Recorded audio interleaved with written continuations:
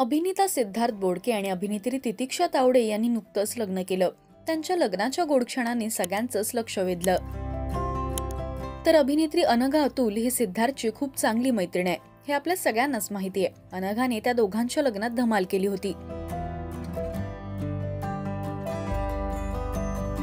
तर काही दिवसांआधी अनघाने तिचं वदनी कवळ हे हॉटेल सुरू केल्याची आनंदाची बातमी चाहत्यांना दिली. अगदी पारंपरिक मराठमोळं जेवण इकडे मिळतं. अनघाच्या या हॉटेलला आता सिद्धार्थ तितिक्षाने भेट दिली आहे. पाहूयात त्यांचा हा व्हिडिओ.